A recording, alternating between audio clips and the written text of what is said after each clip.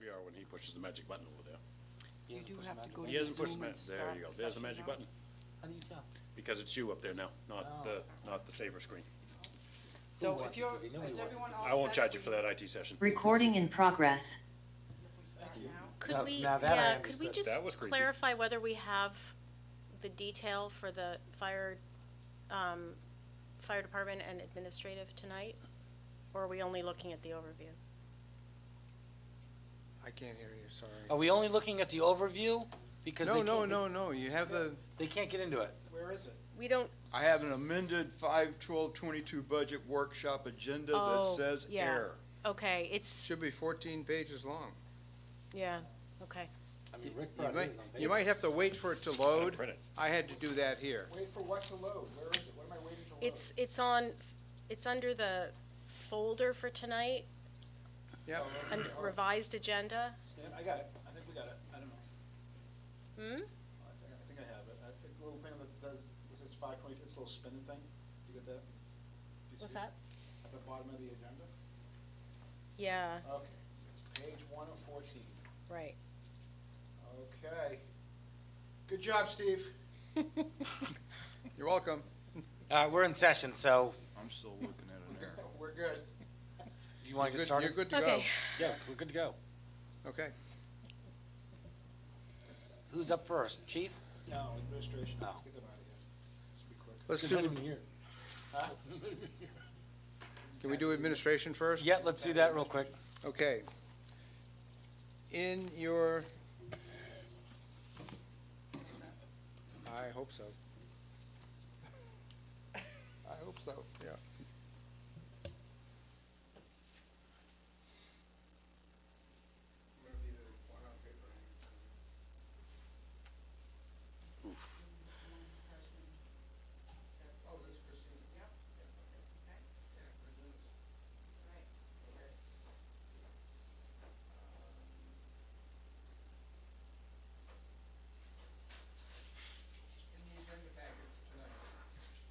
In the agenda packet for tonight, you have two budgets.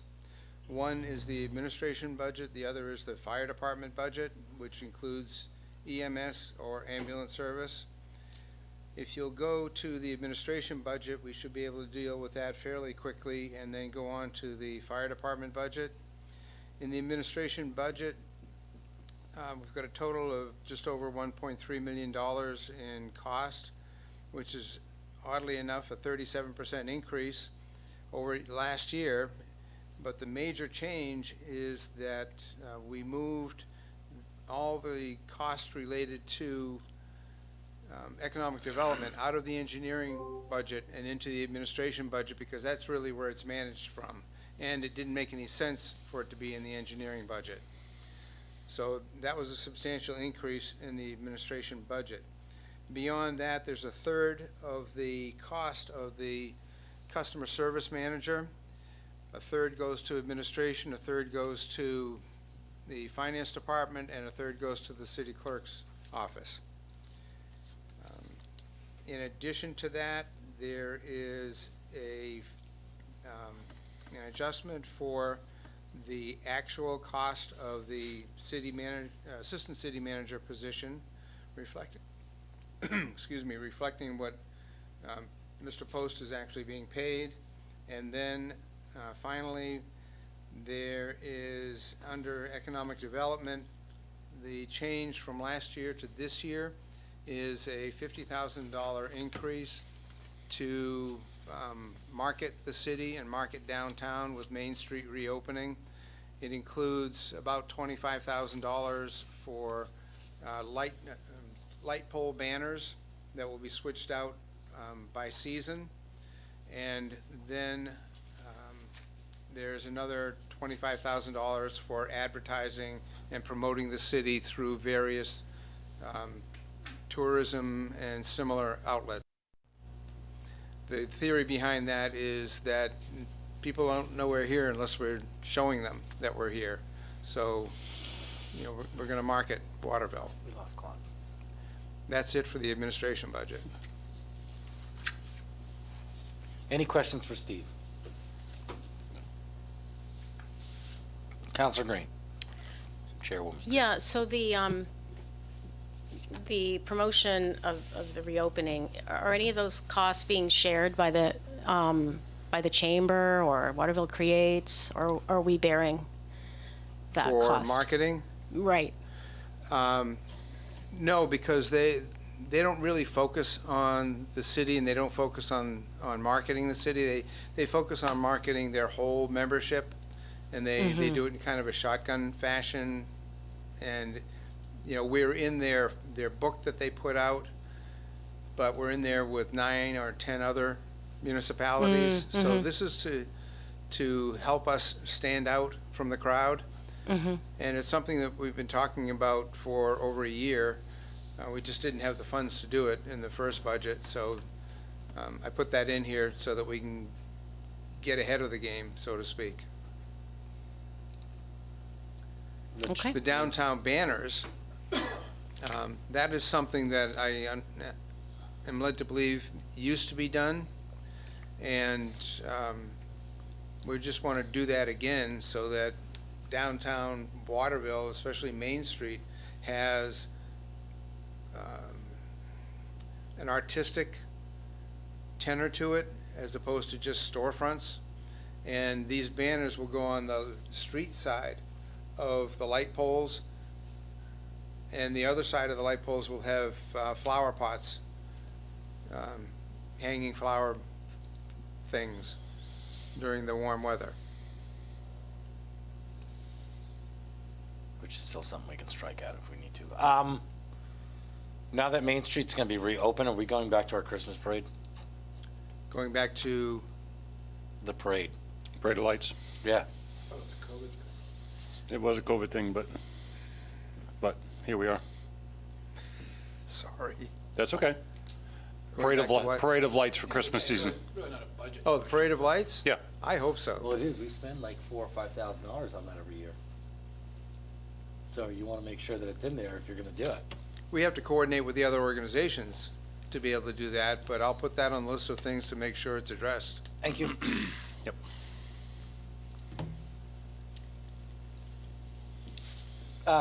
Councilor Frankie.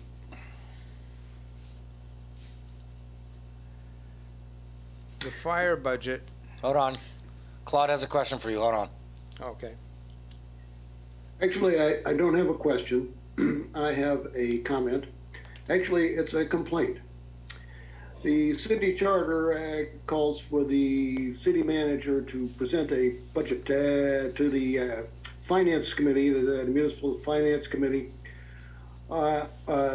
16 weeks before the budget's due, the budget being due on June 30th. That means that the full budget should have been presented to the finance committee in March. The charter also calls for the mayor to present that budget to the full council 12 weeks before the budget year begins, that being the beginning of April. Here we are in the middle of May, and we still have not seen the full budget. I'm afraid that this does not reflect well on the city manager's capacity to manage the finances of the city. Noted. Okay, next. A little deep, a little far. Continue on. You want me to explain that? No. No. Okay. It was a complaint. It was. He's not wrong. I mean, Right. No. we took a lot of time to do this with a lot of variables. We were missing a finance manager. We had to recreate some of the wheel. Yeah. So he's absolutely not wrong. He's right. But in the future, we want to make sure that we're on point, because if nobody else is doing their jobs, or effectively, the rest of them, I can't do mine and they can't do theirs. But Yeah. I mean, we're going to catch up. We've got a plan in place, but for the future, Claude is absolutely correct. I agree. All right. Let's move on.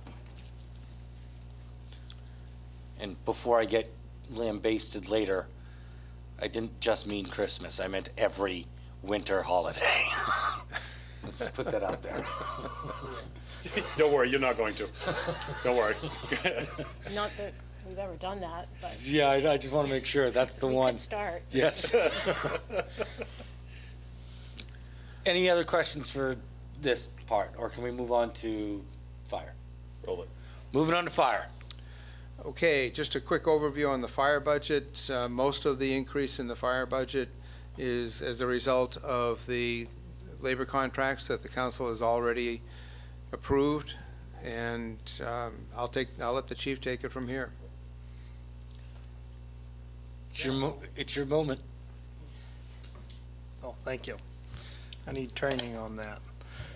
So yes, the fire department budget. So we have two major accomplishments in this year's budget. The first accomplishment was bringing our firefighters' wages to a respective wage that's close to or equivalent to the industry standard.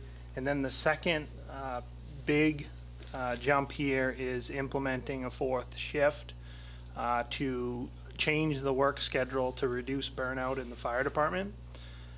This is, you've heard me say this many times in front of the city council, but this is really bringing our fire department to the 21st century. Most other fire departments that are working on our call volume in our budget sheet, says 4,000 calls. We're actually on track right now to do 5,000 calls this year. And as I mentioned at the last council meeting, that's a 43% increase in call volume from last year. So departments our size generally are 4 shifts. So again, bringing up the wages of the firefighters, implementing the 4th shift, and planning specifically to accommodate some of the cost increases in the fire department, such as hydrant rental, Flat. and utilities are really what's reflected here in the budget. And I'm certainly happy to answer any other questions as it relates to the operation of the department or the specific line item requests. If I may, one of the things that I want to point out is that we're also dealing with an 8% increase, isn't it 8% on the Hydrant rental. hydrant charges? Yeah, and that's going to hit other departments as well, because it's an 8% increase in the water rates coming out of the water district. So why that's significant in my budget is because 400,000 of my budget pays for hydrant rentals, and is considered a fire protection item. So 8% is reflective of almost $30,000.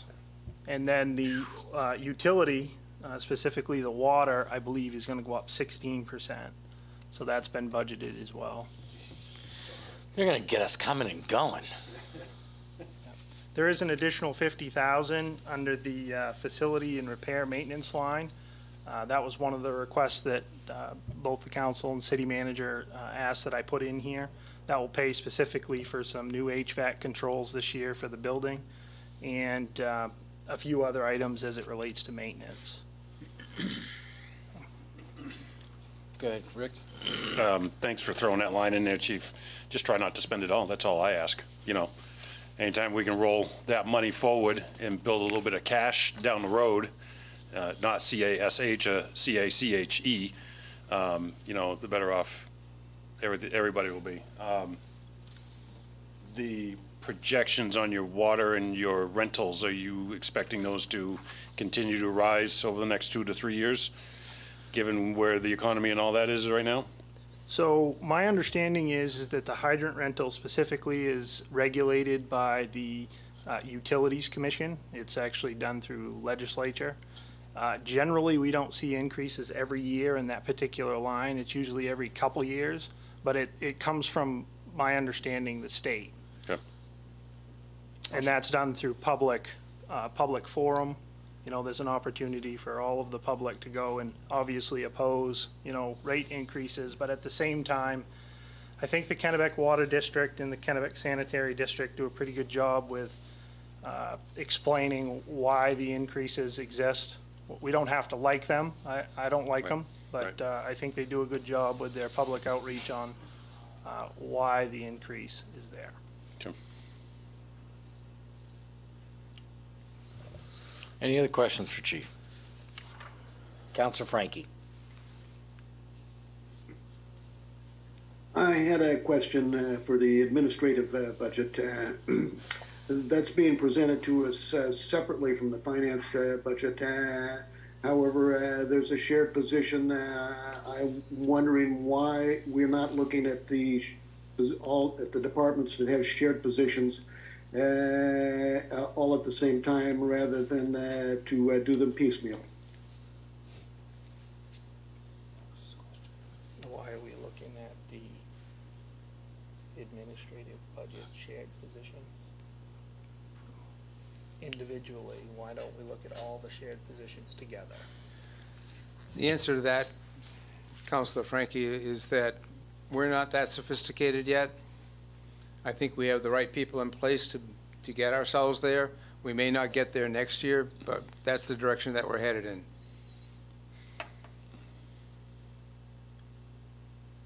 Good, Claude? Your hand's still up.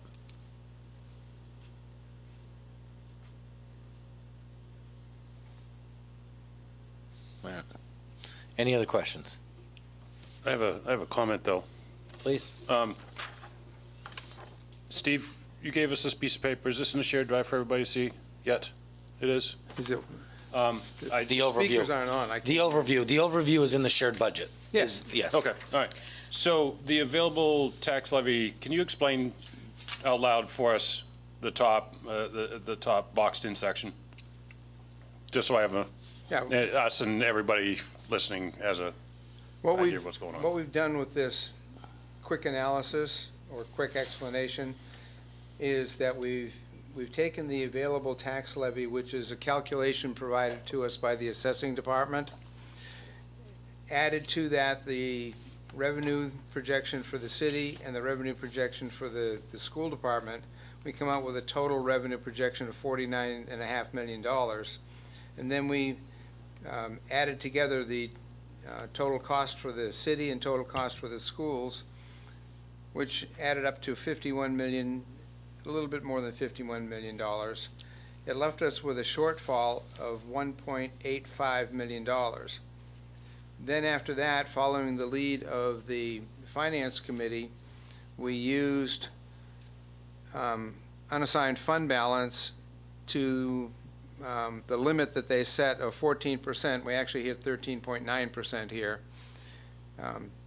for $1.65 million, leaving us a further, or rather the next shortfall of $165,000. And then based on Finance Committee discussions, we applied $165,000 of ARPA funds that would fund the mental health position in the police department and the lieutenant position in the police department. And that gets us to the shortfall we have right now is $16. 16, what? $16. We could pass a half. Well, I'll give you the $20. We could pass a half for that. I'm just saying. Chief, you got a boot out in the truck? Oh, yeah. Pass a boot? Okay. And we've also funded police pay increases, fire pay increases. Yep. And Education. Education. We're funding education. this, to me, all smells like zero tax increase to the taxpayers. Am I misunderstanding that? You are not. It's all based on holding the line with the mill rate at $25.50. Mm-hmm. So The one thing I will caution is that we have worked very hard to keep this mill rate flat for at least another year. However, because of the way values have gone up in some valuations, we're not going to get the entire $25,000 worth of homestead exemption. Mhm. So I want people to be aware that even if we stay at the current number, some people are going to see tax bills rise anywhere between $50 to $100 for the year because they're not going to be able to get that entire percentage. But that will change next year when we do a reevaluation and sort of fit all that back in. But this was a year still, obviously we're still in a pandemic. We're not really coming out of it. They keep telling us we are. We're not. But it gives us that year. We've been pretty flat. Yeah. The last few years, it's been nice and we keep putting money aside, we don't ever use our fund balance, we're probably going to use it this time. It is what it is, but we have it and we're gonna have some left over. So I want to finish up what I want to say is, Mr. Daly, you've last year, 21 into 22, you had told us that we'd received an extra $1 million in revenue. Do you project another? On revenue sharing? Yeah, on tax revenue. We had No. brought in more than another $1 million. What are you No, saying? we're, So 22 we're looking into at 20. probably another 400,000 right now. Okay, so that will alleviate, that should push, if we push that back into, I mean, I'm not a numbers expert by any stretch of the imagination, but that That's should, already in there. that's already calculated in there? Yep. Okay, good enough. So, thank you for what you've done in getting us to where we are. And there are some revenue lines for next year that obviously you can't count on until they happen, but we look pretty good next year too. Yep. I mean, let's not kid ourselves. Like what? So you'll have the added revenue for the TIF. And one of the things that we have to, these are still numbers that we've used, but we still have to go through this a little bit more because I believe that there are still some things in this budget that we can use TIF funds for that don't actually come out of our general fund.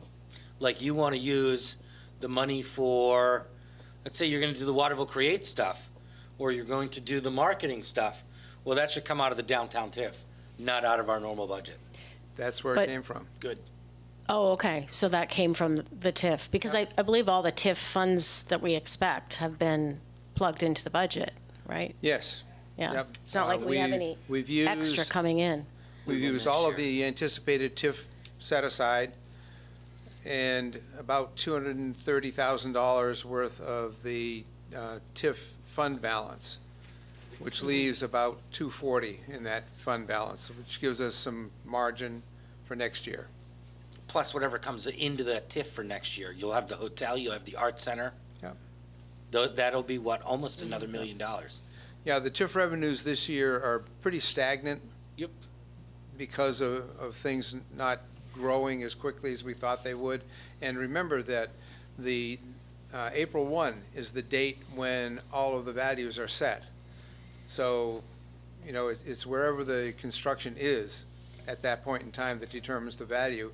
And the one thing that we were anticipating was an increase in tax revenue from the Lockwood Hotel of 330, I think it was in the first year, to 8 something in the second year, and then up to 1.2 or Yep. 3 million in the third year. But it remains a dormitory.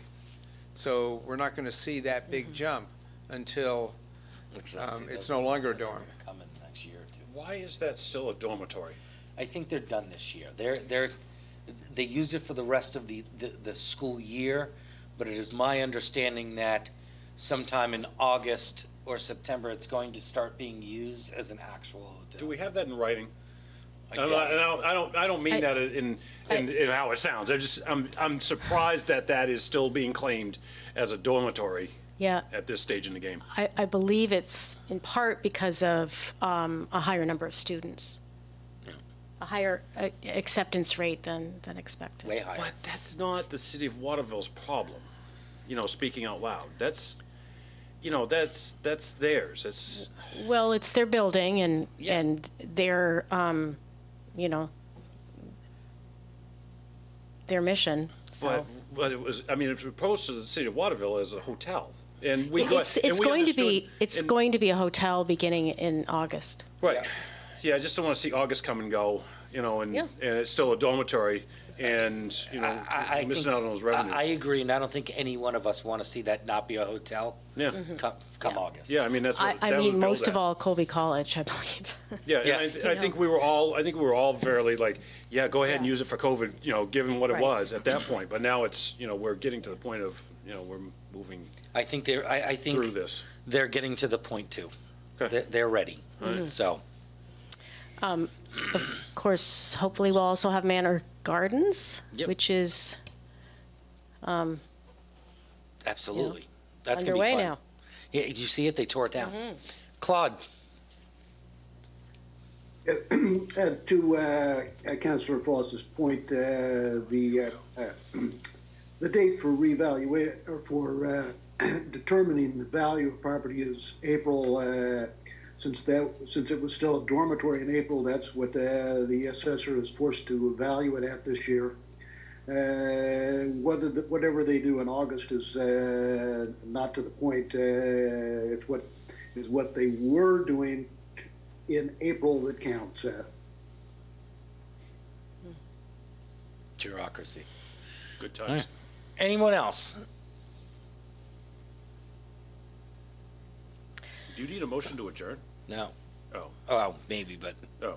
it looks like Rebecca has another. Well, I guess I do want to say that it would be, I know that you're working on getting all the documents in the shared space, but I think it's really hard to look at these documents in isolation. I mean, you know, and I don't think anyone minds a short meeting tonight, but if we could get also, you know, the TIF funds, what's being used this year, and the full budget, I think we'll be able to evaluate this more effectively. Yes. Thank you. I think that's clear and obvious, and I expect that we're going to have the full package posted up for you by the close of business on Monday. We're pulling the final details together today and tomorrow. I would Okay. like, go I ahead. mean, it's not a lot of time before the meeting on Tuesday, but If we can get it to you sooner, we will. as soon as you can would be great. Thanks. I will say that I spend a lot of time at City Hall. I see you there too. Yep. They are working diligently. I mean, they really are. This year we were sort of hamstrung. We were at no finance director. Then we found a finance director, and Bill, whatever we're paying him, has paid dividends already.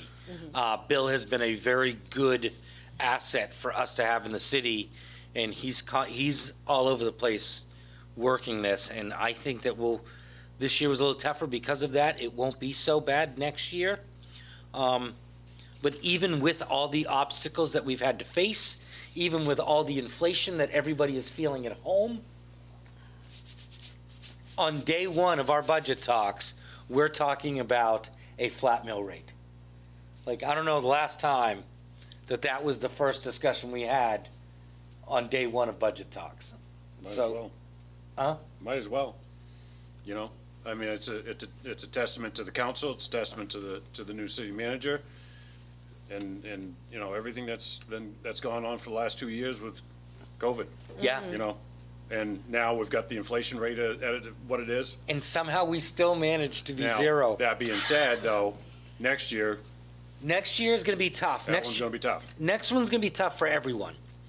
And partly because it's not the way that the city or the council or the city manager is managing the budget or looking at our revenues and everything else. The biggest part is that we're almost forced into a reevaluation. And people have we've sort of corrected the ship over the last couple of years. And when you do the reevaluation next year, we're going to have to make sure that obviously the mill rate's going to drop. It's going to drop a little bit. It has to. Values have gone up so much. But you want to make sure that you're going to have enough money to get you through a couple of years, because if we have other inflationary years like this, it's not going to be good. We're not going to be able to keep it flat. And that's good for nobody.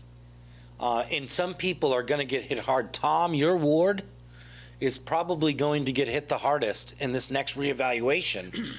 And I mean, look at the property values in your ward. I'm already looking at the property values, and I'm already looking at one house down there that already sold for over $300,000. I know, so that's why And it's ridiculous to what? it's going to hurt. I implore Waterville residents to understand that it's going to hurt next year.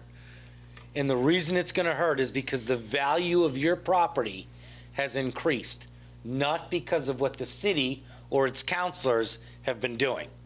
Chief's gonna have to shut the trucks off when they get to a job site. Yeah, you're just, I mean, Just saying. let's conserve that gas. As soon as you get to a person's house, just click it off.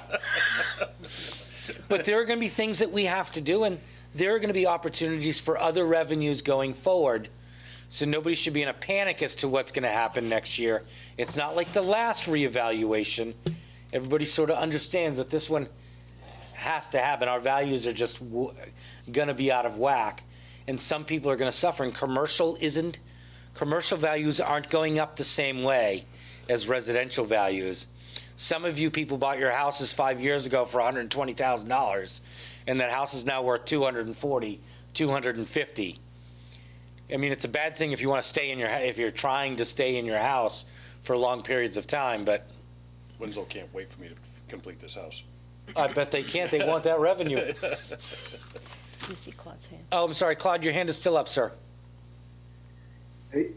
Yes, to get back to what's actually in front of us right now, Jay, not what's going to happen next year. Oh, it affects it. One of the things that I don't see in the fire department budget is the $350,000 for an ambulance. Is it either in last year's budget that we took it out of reserve funds, or is it in next year's budget that we're planning to spend? I believe it's this past year's budget because we had the money. But can you answer that for him? Yeah, my understanding, and again, I'm not the finance director, but this is a revolving account, meaning it carries from year to year. Yep. Similar to what I refer to as a savings account, but the finance director would disagree with me. So yes, it's the $250,000 has come out of an account that is separate from the operating budget that was set aside exclusively for capital equipment purchases for the fire department. So is that accounted for in the balance? That money was put in as part of operating revenue. Is that correct? So there are specific services that we provide throughout the year that known as cost recovery services. So billing for accidents, billing for fire inspections, plans review, and last year at the close of the operating budget, we transferred $100,000 into that account. So there was approximately $290,000 in there. The council voted to purchase the ambulance, and with that resolution, we moved $250,000 toward the purchase of the ambulance. The city contributed $90,000, about $90,000 on top of that, and our sidebar deal was that the fire department would pay back the city $30,000 per year for 3 years out of that account. That's the way. Good. Yeah, I think possibly what Councillor Frankie's getting at, though, is that money is part of the general fund, even though it's set aside in a particular account. So it should be. So the question for Steve is the amount of fund balance, has that been accounted for in the amount of fund balance we have? It's a separate account. It's not part of the operating budget. It hasn't it's been part of the singled- general It hasn't been fund. singled out there, Yeah, it hasn't been singled out. but the Maybe it revenue should. projection for the fire You're department, counting it as revenue. You're counting it on the revenue line side. Therefore, you have to count it on the expense side. Whichever way you account it, it needs to be accounted. So maybe that's Agreed. maybe that's a question for the finance guy. Yep. We'll Not- get back There to he you is. on that one, just to make He's sure. got his hand up. Oh, Bill! Were you here when I was saying all those nasty things about you? I did. I appreciate that. And trust me, it's just, it's appreciated. Steve and I have been working our butts off on this budget, and I do apologize for it being late. But next year, I promise you that it will be on time to the council and the finance committee and follow the process. Already talked to the new finance director about that. We have committed to that, and there'll be a plan in place to make sure that happens. So, but to answer the question about the ambulance purchase, so the $250,000 came from a reserve fund, which is outside of the operating budget. So it wouldn't be reflected in the budget itself that the council is looking at for FY23. And then the $90,000 that Chief Hessler was referring to is coming from undesignated fund balance, and that will be repaid. We've accounted for that use of undesignated fund balance as well for within our calculations for undesignated fund balance. I'm not sure that answers this question. Yeah.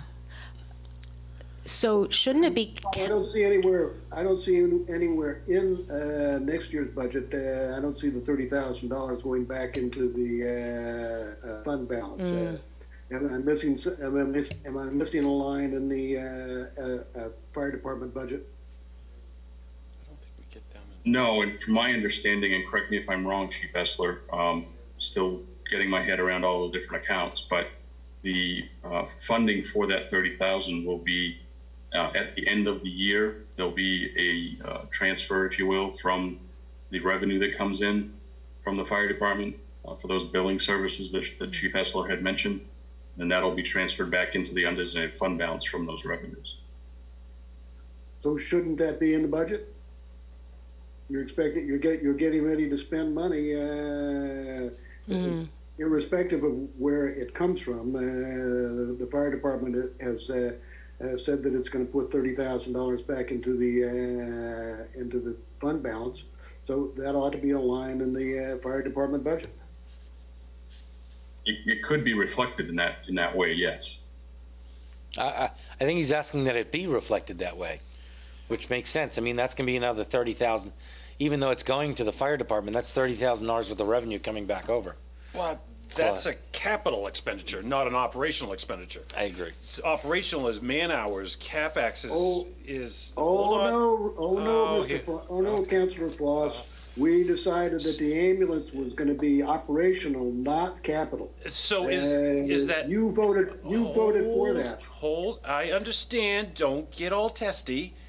I'm saying that isn't that a year-over-year depreciable asset? Yes. Okay, so why isn't that a capital expense? Why doesn't it fall under that line, under that shell of the shell game that we're playing here?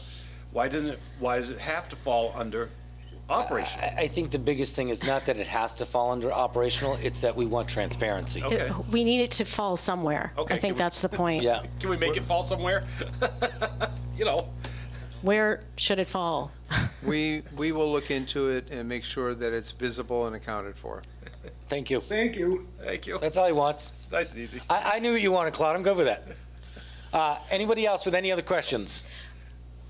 Councilor Green. I just want to say that, you know, this is an important concern because we have had so many things that we've taken out of the general fund and moved around. We've had expenses through the year. So, it really is important to look at these things so that we don't end up with, in a month, with surprises about what we have in the fund balance. Yep. So anyway, appreciate all this work. I know it's complicated, and Councilor I'm Frank. glad I don't have to do it. I see your hand up again. Yes, I just wanted to say that I do appreciate the hard work that you, Steve, that you and Bill and the new finance director are doing to get us back on track. Don't get me wrong. I simply want to illustrate how important it is to get these kind of conversations done early in the budget game, rather than have to do them at a public meeting where you may not have the answers that I'm looking for. Duly noted. Give me a motion. Motion to adjourn. Granted.